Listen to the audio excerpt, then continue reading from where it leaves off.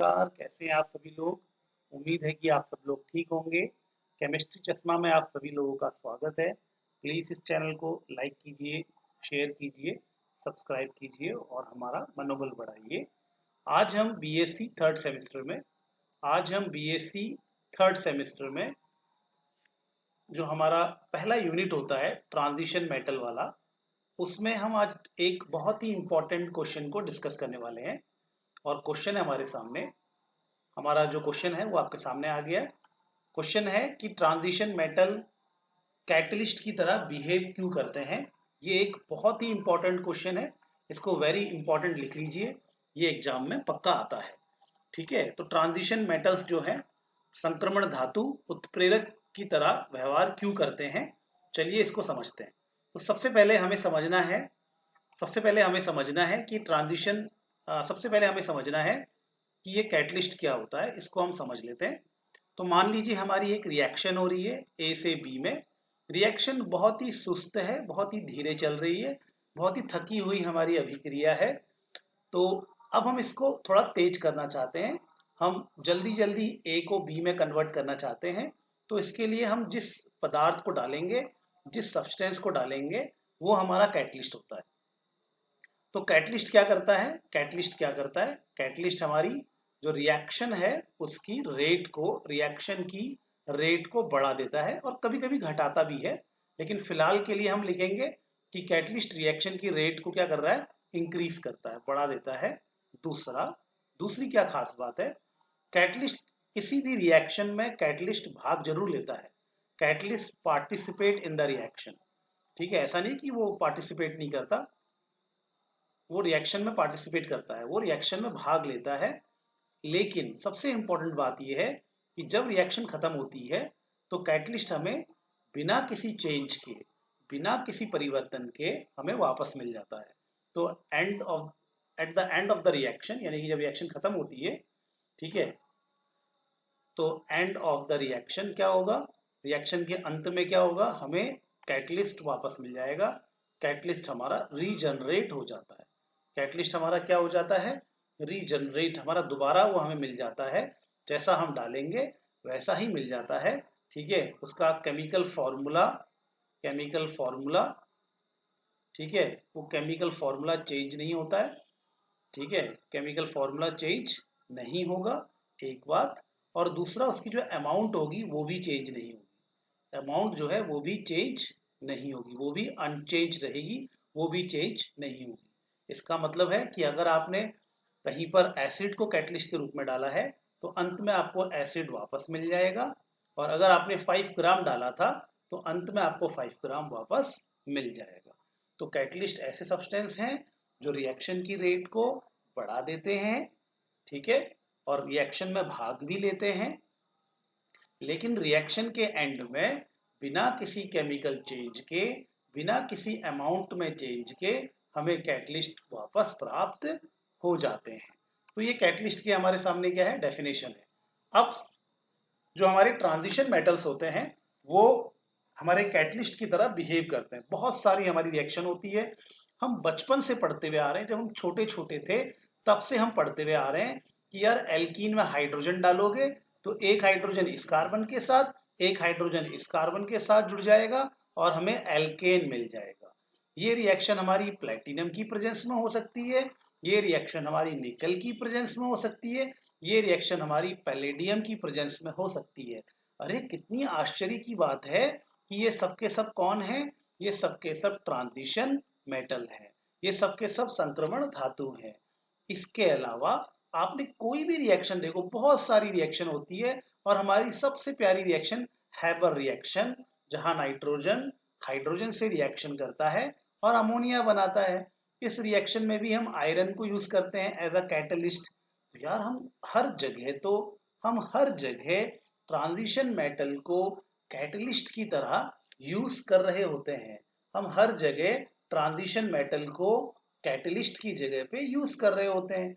ठीक है, चलो एक और एग्जांपल देख लेते हैं। आप एक और एग्जांपल देख लीजिए। जैसे कि हम बेंजीन की रिएक्शन CH3Cl के साथ कराते हैं इन प्रेजेंस ऑफ ZnCl2।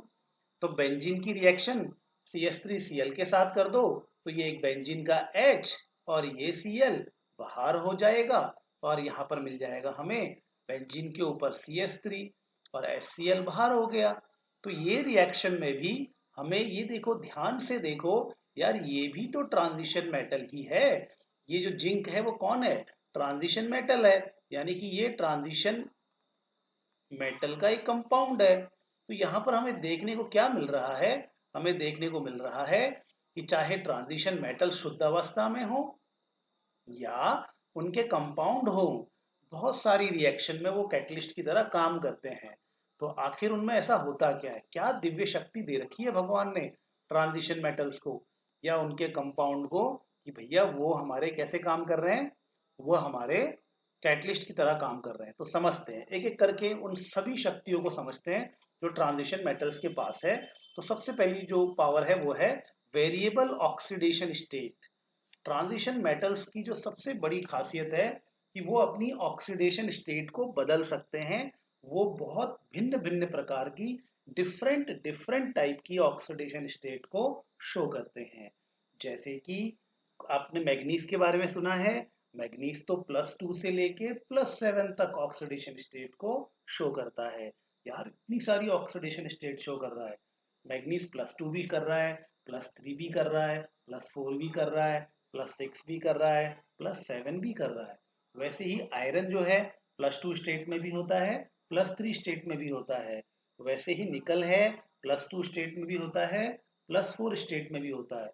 तो यार इतनी सारी ऑक्सीडेशन स्टेट वो शो करते हैं, क्या उसका उनको कोई फायदा होता है?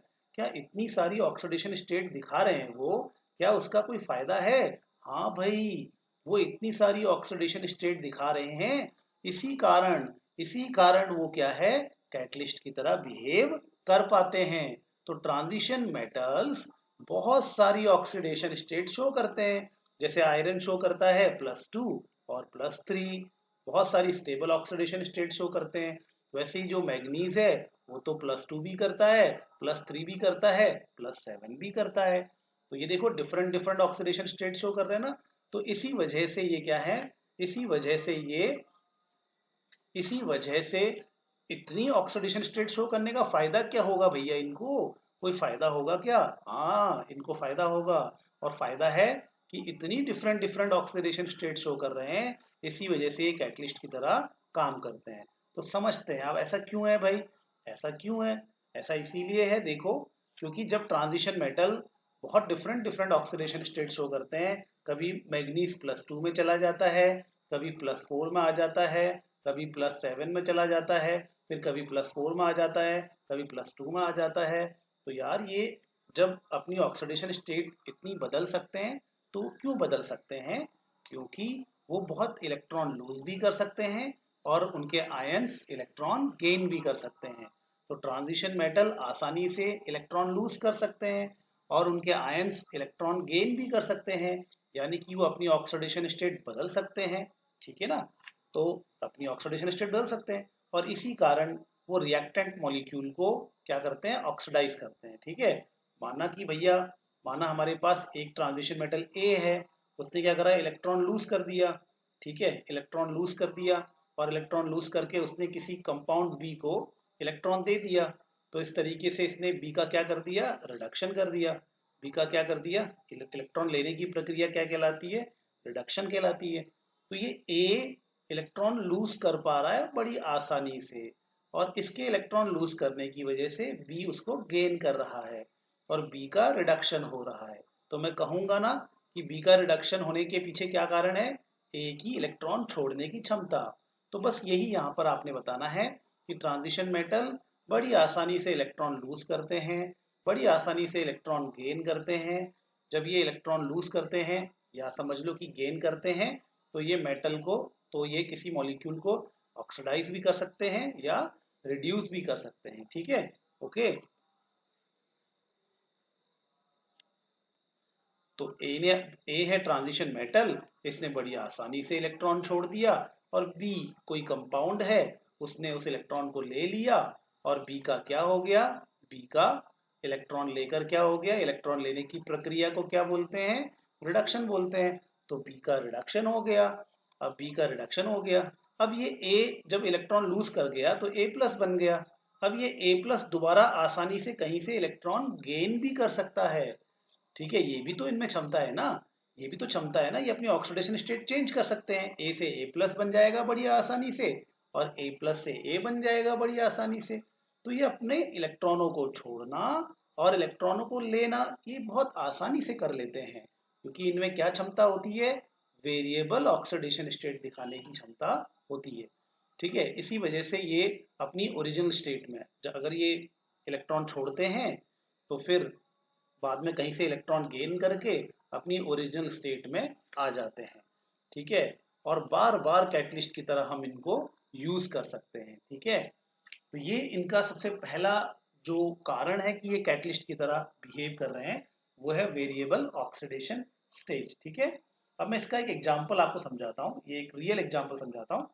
तो इसका एक रियल एग्जांपल मेरे सामने है, यहाँ पे आपके सामने है, इसको देखेंगे। ठीक है, थोड़ा जल्दी जल्दी करेंगे, 15-20 मिनट में इस वीडियो खत्म करेंगे हम। ओके, तो देखेंगे हमारे पास जैसे सल्फर डाइऑक्साइड है, सल्फर डाइऑक्साइड सल्फर ट्राइऑक्साइड में, सल्फर डाइऑक्साइड सल्फर ट्राइऑक्साइड में चेंज होता है in presence of vanadium tetra oxide. ठीक है, तो अच्छा वेनेडियम पेंटा ऑक्साइड, एक मिनट से सही कर लेते हैं, गलत हो गए, सॉरी। तो यहाँ पर जो हमारा सल्फर डाइऑक्साइड सल्फर ट्राइऑक्साइड में चेंज हो जाता है वेनेडियम पेंटा ऑक्साइड की उपस्थिति में। सल्फर डाइऑक्साइड ऑक्सीजन से रिएक्शन करता है और वेनेडियम पेंटा ऑक्साइड की प्रेजेंस में सल्फर ट्राइऑक्साइड में चेंज हो जाता है। अब इस रिएक्शन में वेनेडियम पेंटा ऑक्साइड क्यों एक कैटलिस्ट की तरह काम कर पा रहा है, चलिए उसको समझते हैं। ठीक है, आखिर ऐसा क्या है इस वेनेडियम पेंटा ऑक्साइड में कि ये कैटलिस्ट की तरह काम कर रहा है, तो देखेंगे। तो मैंने क्या कहा, सल्फर डाइऑक्साइड ऑक्सीजन के साथ रिएक्शन कर रहा है, वेनेडियम पेंटा ऑक्साइड यहाँ कैटलिस्ट की तरह काम कर रहा है और सल्फर ट्राइऑक्साइड बन रहा है। तो यहाँ वेनेडियम पेंटा ऑक्साइड कैसे एक कैटलिस्ट की तरह काम करता है उसको समझते हैं। तो सबसे पहले स्टेप में क्या होता है, सबसे पहले स्टेप में ये जो हमारा सल्फर डाइऑक्साइड है ये वेनेडियम पेंटा ऑक्साइड से रिएक्शन करता है और सल्फर ट्राइऑक्साइड में चेंज हो जाता है, और यहाँ पर वेनेडियम पेंटा ऑक्साइड वेनेडियम टेट्रा ऑक्साइड में कन्वर्ट हो जाता है। फिर ये जो वेनेडियम टेट्रा ऑक्साइड है ये ऑक्सीजन, ये है ना ऑक्सीजन, इस ऑक्सीजन के साथ ये रिएक्शन करता है और यहाँ पर ये बना देता है वेनेडियम पेंटा ऑक्साइड। अब ये वेनेडियम पेंटा ऑक्साइड को जरा ध्यान से देखो, इस वेनेडियम पेंटा ऑक्साइड में यहाँ पर वेनेडियम का ऑक्सीडेशन स्टेट है 5 और यहाँ पर वेनेडियम का ऑक्सीडेशन स्टेट है 4 और यहाँ पर फिर वेनेडियम का ऑक्सीडेशन स्टेट 4 है और यहाँ पे वेनेडियम का ऑक्सीडेशन स्टेट 5 है। तो वेनेडियम पेंटा ऑक्साइड यहाँ कैटलिस्ट की तरह काम इसीलिए कर पा रहा है क्योंकि वेनेडियम के अंदर शक्ति है अपने ऑक्सीडेशन स्टेट को चेंज करने की। ये देखो ये +5 में है, फिर ये +4 में चला गया और फिर ये बाद में दोबारा +5 में आ गया। तो यार वेनेडियम में अगर ये क्षमता नहीं होती, अगर उसको अपने ऑक्सीडेशन स्टेट चेंज करने की क्षमता नहीं होती तो वो इस रिएक्शन को संभव नहीं करा पाता, ये रिएक्शन नहीं हो पाती। तो यहाँ पर वेनेडियम पेंटा ऑक्साइड क्यों एक कैटलिस्ट की तरह काम कर रहा है, क्योंकि वेनेडियम में जो कि एक ट्रांजिशन मेटल है उसमें ये क्षमता है कि वो अपने ऑक्सीडेशन स्टेट को क्या कर सकता है, बदल सकता है। ठीक है, ओके, तो ये इसका एक बहुत ही इंपॉर्टेंट कारण है, इसको समझ जाइए, ये बहुत इंपॉर्टेंट, मुझे लगता है कि आपको बात समझ में आ गई होगी। दूसरा, एक तो हो गया वेरिएबल ऑक्सीडेशन स्टेट, अगर आप देखेंगे तो मैंने यहाँ लिखा है। ठीक है, यहाँ पे क्या लिखा है, यहाँ पे लिखा हुआ था, मैं आपको दिखाता हूँ, अभी थोड़ी देर में इसको इरेज करूंगा। ठीक है, तो एक तो है वेरिएबल ऑक्सीडेशन स्टेट, दूसरा भी एक और कारण है, दूसरा भी कारण क्या है उसको बता देता हूँ। ठीक है, दूसरा कारण क्या है, दूसरा कारण है कि ये क्या करते हैं, ये जो हमारे ट्रांजिशन मेटल के जो कंपाउंड हैं, ट्रांजिशन मेटल के जो कंपाउंड हैं वो क्या करते हैं, बहुत ध्यान समझना, वो किसी रिएक्शन को क्या करते हैं, किसी रिएक्शन को एक डिफरेंट पाथ प्रोवाइड करते हैं, एक डिफरेंट रास्ता प्रोवाइड करते हैं, एक डिफरेंट पाथ प्रोवाइड करते हैं, रास्ता देते हैं जिसमें कम एनर्जी लगती है, जिसमें एक्टिवेशन एनर्जी यानी कि रिएक्शन को होने के लिए एनर्जी कम लगती है और इसीलिए रिएक्शन जल्दी हो जाती है। तो इसका अगर आपसे एग्जाम्पल पूछेंगे तो यही एग्जाम्पल हमें लिखना पड़ेगा। देखो यहाँ पर क्या हो रहा है, अगर मैं सीधे सल्फर डाइऑक्साइड को ऑक्सीजन से रिएक्शन करवाता तो क्या सीधे क्या बनता, सल्फर ट्राइऑक्साइड बनता। ठीक है, ये एक डायरेक्ट रिएक्शन है। और वेनेडियम पेंटाऑक्साइड डालने से एक डिफरेंट पाथ फॉलो हो रहा है। वेनेडियम पेंटाऑक्साइड डालने से एक डिफरेंट पाथ फॉलो हो रहा है। पहले वेनेडियम टेट्राऑक्साइड बन रहा है, फिर वेनेडियम टेट्राऑक्साइड दोबारा वेनेडियम पेंटाऑक्साइड बना रहा है। एक डिफरेंट रास्ते से, एक डिफरेंट पाथ से ये रिएक्शन हो रही है। ठीक है, कभी कभी ये शॉर्टकट भी क्या होते हैं, बड़े डिफिकल्ट होते हैं, लेकिन कभी कभी ये लॉन्ग कट क्या होते हैं, बड़े ही स्मूथ होते हैं, तो हम लॉन्ग कट फॉलो करते हैं। ठीक है, तो वही चीज है। ये जो ट्रांजिशन मेटल के जो कंपाउंड है ना, ये जो कंपाउंड है ना, ये कंपाउंड रिएक्शन को एक डिफरेंट पाथ प्रोवाइड कर रहा है। क्या कर रहा है, एक डिफरेंट पाथ प्रोवाइड कर रहा है। और इस रास्ते में, इस डिफरेंट पाथ में जो जो रिएक्शन के लिए एनर्जी लगती है वो कम एनर्जी लगती है। इसी वजह से, इसी वजह से ये रिएक्शन जो है, ये जो हमारा कैटलिस्ट है, ये जो हमारा वेनेडियम पेंटाऑक्साइड है, वो जल्दी रिएक्शन करवा पा रहा है और ये एक कैटलिस्ट की तरह बिहेव कर पा रहा है। ठीक है, तो ये दो रीजन तो मैंने आपको बता दिए। ठीक है ना, इसको मिटा देता हूं मैं। अब थोड़ा मैं अपनी मेन स्क्रीन में आ रहा हूं, तो यहाँ पर मैंने जो है इसको इरेज कर देते हैं। ठीक है, तो यहाँ पे लिखा हुआ है देखो, तो एक तो वेरिएबल ऑक्सीडेशन स्टेट लिखा है and ability to provide the different path. तो मुझे लगता है आपको ये बात समझ में आ गई होगी। ठीक है, तीसरा कारण क्या है उसको चलते हैं, उसको समझते हैं। तो तीसरा कारण ये है कि भैया आयरन कैसे आखिर एक कैटलिस्ट की तरह काम कर रहा है। ये यहाँ पे तो उसकी ऑक्सीडेशन स्टेट चेंज नहीं हो रही, निकल कैसे एक कैटलिस्ट की तरह काम कर रहा है। भैया ये रिएक्शन है, ये कोई एल्कीन है, इसमें हाइड्रोजन डाल दिया निकल की प्रेजेंस में, यहाँ एल्केन बन गया। तो यहाँ तो निकल का कोई ऑक्सीडेशन स्टेट चेंज नहीं हो रहा, यहाँ तो आयरन डाल के ऑक्सीडेशन स्टेट चेंज नहीं हो रहा। तो फिर हम यहाँ पर क्या कहा, यहाँ पर क्या रीजन देंगे, क्या बोलेंगे यहाँ पर हम।